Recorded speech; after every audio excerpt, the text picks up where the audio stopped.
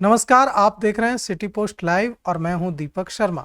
Supreme court ने आज बिहार पर कर दी है जंगल राज से भी बड़ी टिप्पणी। बिहार में नाम के लायक कोई सरकार नहीं है और जंगल राज कायम है। 5 अगस्त 1997 को पटना हाईकोर्ट के न्यायमूर्ति वीपी सिंह और न्यायमूर्ति धर्मपाल सिंह की खंडपीठ की यह टिप्पणी बिहार की राजनीति पर बहुत बड़ा घाव रहा है। लेकिन आज सुप्रीम कोर्ट ने जो कहा है उसे जानकार इससे भी बड़ी टिप्पणी मान रहे हैं। हम आपको बताते हैं कि सुप्रीम कोर्ट ने आज बिहार पर क्या कहा है।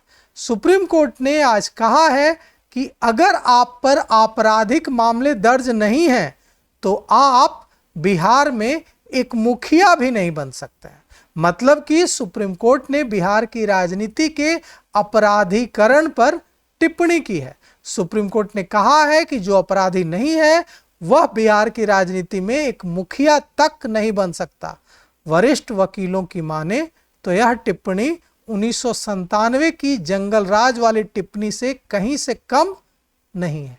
यह टिप्पणी बिहारियों को यह सोचने पर मजबूर करने वाली टिप्पणी है कि माथे पर, बुद्ध के माथे पर जो अपराधीकरण का जो कलंक है उसे कैसे धोया जाए।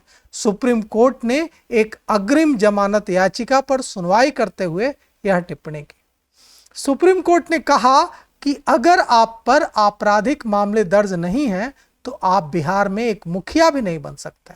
सुप्रीम कोर्ट ने गुरुवार को बिहार के एक मुखिया की अग्रिम जमानत याचिका खारिज करते हुए यह टिप्पणी की। जस्टिस सूर्यकांत और जस्टिस एन कोटेश्वर सिंह की इस टिप्पणी को बहुत सख्त माना जा रहा है। न्यायमूर्ति सूर्यकांत ने याचिकाकर्ता से पूछा कि आप पर जो पहले से दर्ज केस हैं उनका विवरण कहाँ है।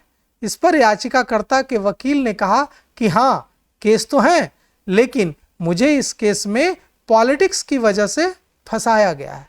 इस पर न्यायमूर्ति सूर्यकांत ने कहा कि बेशक बिहार में एक गांव के मुखिया के खिलाफ आपराधिक मामले तो दर्ज होने ही चाहिए। अगर आपके खिलाफ कोई आपराधिक मामला दर्ज नहीं है तो आप बिहार में मुखिया बनने के भी लायक नहीं है। इसके बाद याचिकाकर्ता के वकील ने कहा कि मैं एक आम मुखिया हूं जिसे गलत तरीके से इस मामले में फंसाया गया है।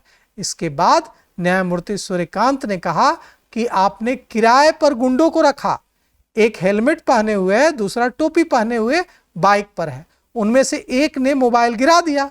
अब आप फंस गए हैं क्योंकि आपके खिलाफ सबूत मिल गए हैं। सुप्रीम कोर्ट ने कहा कि आप एक गुंडे की तरह काम कर रहे हैं।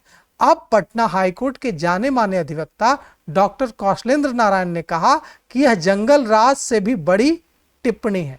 अब बिहारियों को सोचना होगा कि सम्राट अशोक, बुद्ध, बिहार केसरी श्री कृष्ण बाबू का बिहार, देश रत्न डॉक्टर राजेंद्र प्रसाद का बिहार के माथे पर लगी इस कालिख को बिहार कैसे पोंछता है। सचमुच बिहार में राजनीति का पूरी तरह से अपराधीकरण हो चुका है। यह कह रहे हैं कौशलेंद्र नारायण, अधिवक्ता कौशलेंद्र नारायण, कि बिहार में राजनीति का पूरी तरह अपराधीकरण हो चुका है और अब बिहारियों को यह सोचना होगा कि बुद्ध के बिहार के माथे से यह कालिख हटाकर बुद्ध वाली आभा वापस कैसे लाई जाए। बिहार के जमुई में एक हाजरा ट्राइब था। इस ट्राइब में किसी की शादी तब तक नहीं होती थी जब तक उस पर एफआईआर न दर्ज हो, उस पर मुकदमा न दर्ज हो। समय बदला तो अब यह ट्राइब भी बदल गया है। अब वहाँ भी शिक्षा का अलख जग रहा है, वहाँ के बच्चे भी पढ़कर डॉक्टर, इंजीनियर बन रहे हैं। तो फिर हम कब बदलेंगे, हमारा बिहार कब बदलेगा।